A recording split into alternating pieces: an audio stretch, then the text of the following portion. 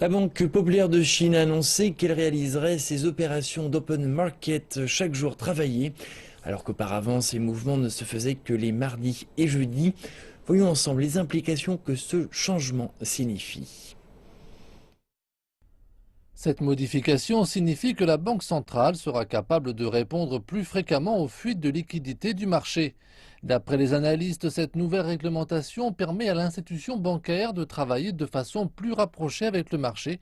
Cependant, ces opérations quotidiennes ne signifient pas nécessairement un accès plus facile au financement. Alors que la Banque populaire de Chine s'attache à consolider ses politiques monétaires par des actions telles que des opérations de marché quotidiennes et autres outils permettant d'ajuster la structure économique, cela ne signifie pas l'avènement d'une période de tolérance. Il ne s'agit que d'outils.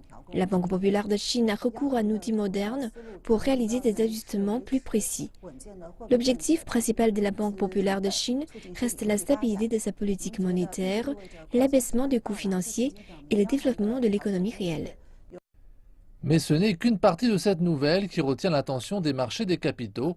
Bloomberg fait savoir que le taux de couverture de la provision pour créances douteuses sera réduit à 120%, ce qui signifie que les banques auront plus de fonds à investir.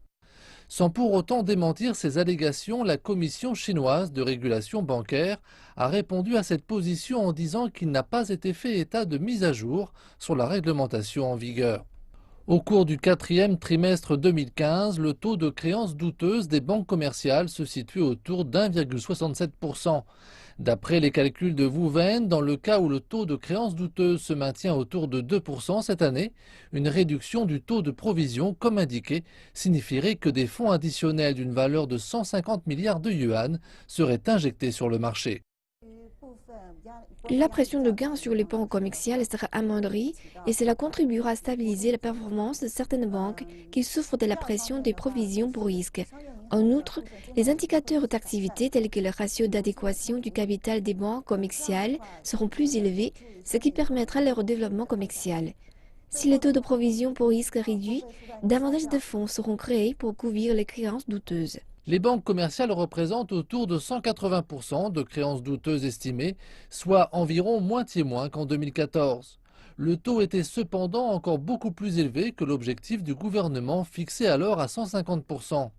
Mais Wu Wen explique que la raison est que les profits des banques ont été plus élevés afin que ces dernières puissent facilement mettre plus d'argent dans les provisions pour créances douteuses.